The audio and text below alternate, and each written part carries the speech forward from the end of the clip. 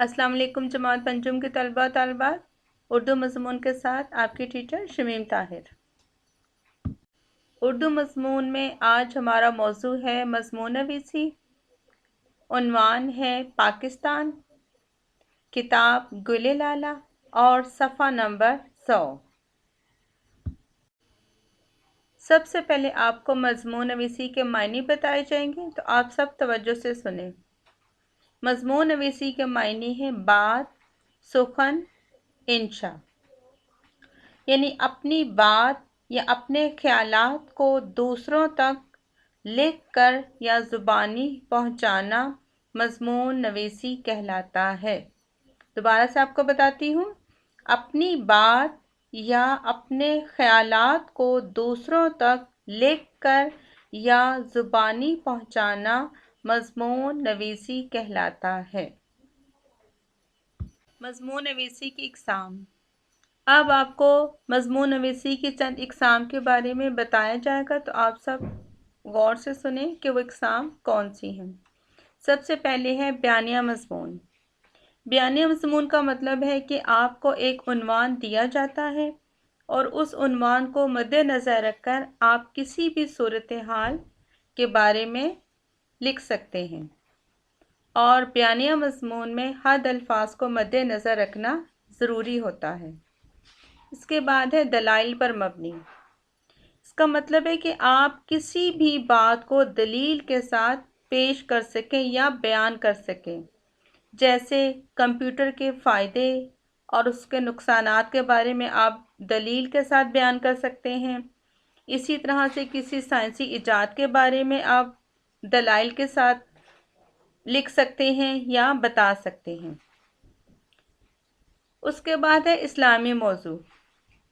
इस्लामी मौजू में आप इस्लाम के हवाले से मज़ामीन लिख सकते हैं, इस्लामी वाक़यात पर मबनी मज़ामीन लिख सकते हैं।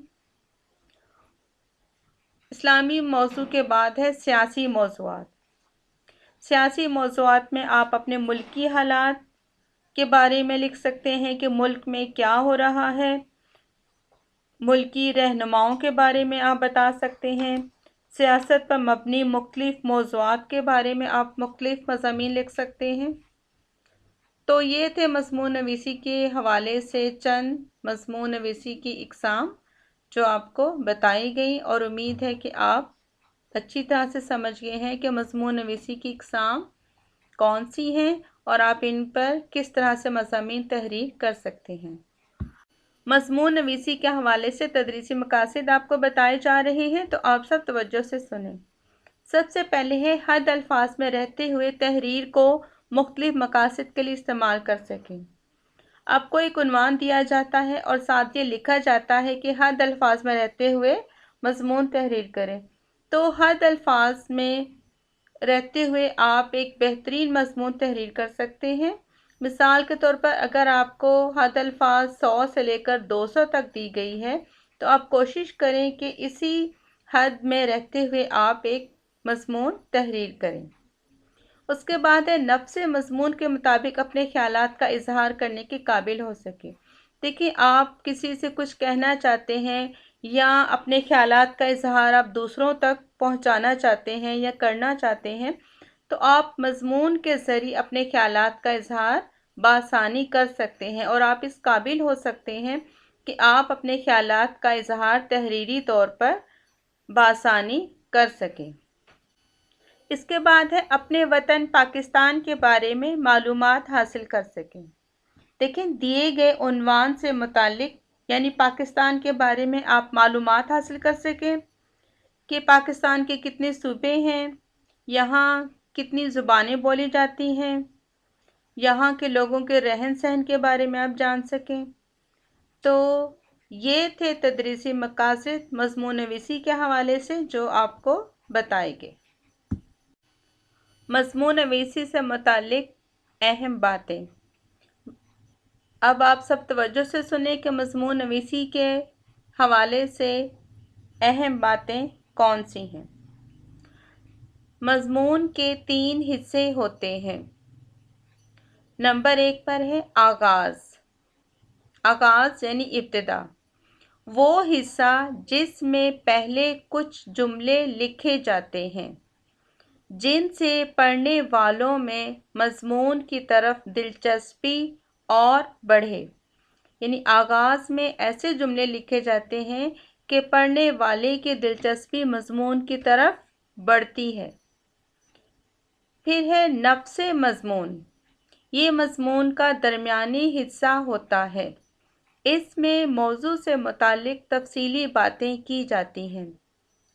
نفس مضمون یعنی متن، یہ مضمون کا سب سے اہم حصہ ہے، اس میں عنوان سے متعلق تفصیلی باتیں بیان کی جاتی ہیں، یعنی جو عنوان دیا گیا ہے اس سے متعلق تفصیل سے بیان کیا جاتا ہے۔ پھر ہے اختتامیہ، آپ کی رائے، دعا، شعر۔ اختتامیہ کا مطلب ہے اختتام، اس میں آپ اپنی رائے شامل کر سکتے ہیں، دعائیہ کلمات لکھ سکتے ہیں اور ایک موضوع کے مطابق ایک شعر بھی آپ شامل کر سکتے ہیں۔ تو یہ تھی مضمون نویسی سے متعلق اہم باتیں جو آپ کو بتائی گئی، جس میں مضمون کے حصوں کے بارے میں آپ کو بتایا گیا۔ طلباء و طالبات، پاکستان دنیا کے خوبصورت ترین ممالک میں سے ایک ہے۔ یہ ایک زرعی ملک ہے اور یہاں کی زمین بہت زرخیز ہے، اس لیے یہاں وافر مقدار میں مختلف فصلیں کاشت کی جاتی ہیں، جیسے کپاس، گندم، چاول، سبزیاں اور دیگر فصلیں۔ پاکستان میں رہنے والے چاہے کسی بھی صوبے سے تعلق رکھتے ہیں، وہ سب آپس میں ایک ہیں اور مل جل کر رہتے ہیں۔ ہمارے وطن میں تقریباً سبھی موسم پائے جاتے ہیں۔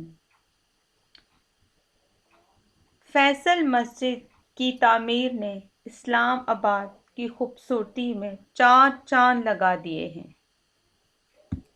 بہتے دریاؤں کا صاف شفاف پانی، سمندر میں چھپے قدرتی ذخائر، قدرتی جھیلوں کا حسن، تاریخی عمارات اور برف پوش پہاڑوں کا حسن قابل دید ہے۔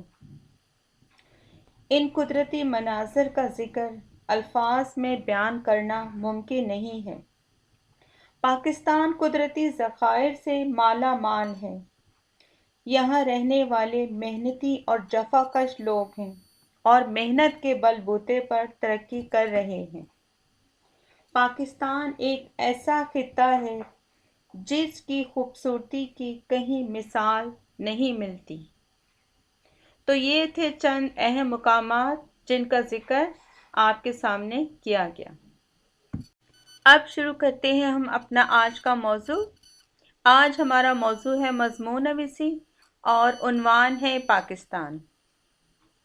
آپ سب نے گل لالہ کا صفحہ نمبر 100 کھولنا ہے، اس میں یہ مضمون شامل ہے۔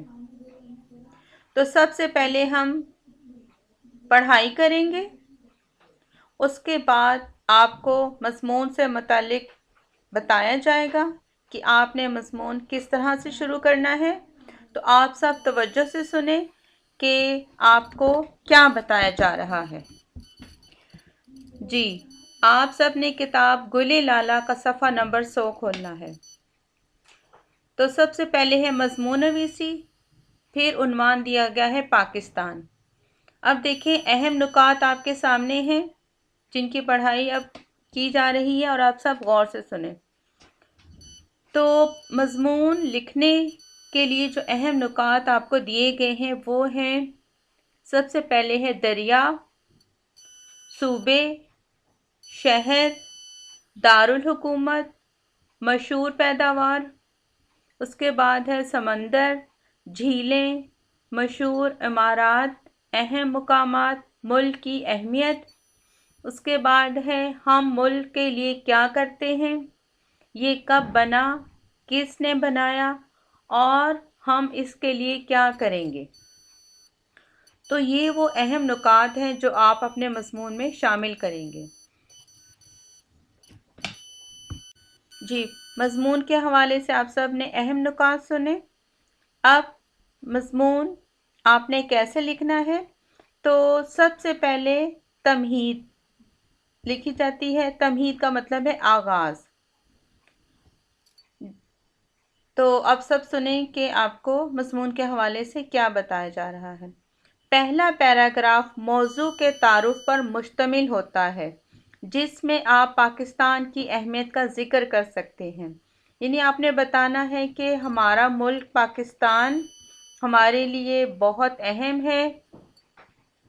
اپنے ملک میں ہم آزادی کے ساتھ زندگی گزار سکتے ہیں، اپنے مذہب کے مطابق، اپنے روایات کے مطابق ہم زندگی گزار سکتے ہیں، اور ہم جو چاہیں اپنی مرضی سے کر سکتے ہیں۔ اس کے بعد ہے اس کی مختصر تاریخ بیان آپ نے کرنی ہے، جیسے کہ پاکستان کب بنا اور کس نے بنایا۔ تو پاکستان 14 اگست 1947 کو بنا۔ پاکستان کے بانی قائد اعظم محمد علی جناح ہیں، اور ان کے ساتھیوں میں علامہ اقبال ہیں، سر سید احمد خان ہیں، مولانا محمد علی جوہر ہیں، اور بہت سے سیاسی رہنماؤں نے مل کر دن رات جدوجہد کی اور یوں پاکستان کو حاصل کیا۔ تو یہ تھا پہلا پیراگراف، جس میں آپ نے پاکستان کی اہمیت بتانی ہے۔ پاکستان کب بنا اور کس نے بنایا، یہ آپ نے پہلے پیراگراف میں لکھنا ہے۔ پہلے پیراگراف کے بعد اب دوسرا پیراگراف شروع ہوتا ہے، جسے ہم متن کہتے ہیں، اور متن مضمون کا سب سے اہم حصہ ہے، جس میں آپ نے عنوان کے حوالے سے تفصیل کے ساتھ بتانا ہے۔ مثال کے طور پر آپ کا آج کا عنوان ہے پاکستان، تو آپ اس میں پاکستان کے حوالے سے بتائیں گے کہ یہاں بہنے والے دریاؤں کا ذکر آپ نے کرنا ہے، پھر پاکستان کے صوبوں کے حوالے سے بتانا ہے، دارالحکومت کا بتانا ہے، پاکستان کی مشہور فصلیں کون سی ہیں، تاریخی عمارات کا ذکر کرنا ہے، جھیلوں کا بتانا ہے۔ تو یہ سب باتیں آپ نے متن میں شامل کرنی ہے اور تفصیل کے ساتھ بتانا ہے۔ اس کے بعد ہے مضمون کا تیسرا پیراگراف، جسے ہم اختتام کہتے ہیں۔ اس میں آپ بتا سکتے ہیں کہ ہم پاکستان کے لیے یا اپنے ملک کے لیے کیا کر سکتے ہیں، ہمارا عزم یعنی ہمارا ارادہ کیا ہے، مستقبل میں ہم اپنے وطن کے لیے کیا کر سکتے ہیں، اور ہمارا کیا ارادہ ہے کہ ہم اپنے ملک کے لیے کیا کچھ کریں گے۔ اس کے بعد آپ دعائیہ کلمات اپنے ملک کے لیے کہہ سکتے ہیں کہ اللہ کرے ہمارا وطن ہمیشہ شاد رہے، آباد رہے، اور ملک میں رہنے والے خوشحال رہیں۔ پھر آپ کسی بھی شعر سے اپنے مضمون کا اختتام کر سکتے ہیں، جیسے سونی دھرتی اللہ رکھے قدم قدم آباد تجھے، یا جیوے جیوے پاکستان۔ کوئی بھی آپ شعر لکھ سکتے ہیں۔ تو اس طرح سے آپ ایک بہترین مضمون تحریر کر سکتے ہیں۔ دیے گئے نکات کی مدد سے اگر آپ مضمون لکھیں گے تو آپ ایک بہترین مضمون لکھ سکتے ہیں۔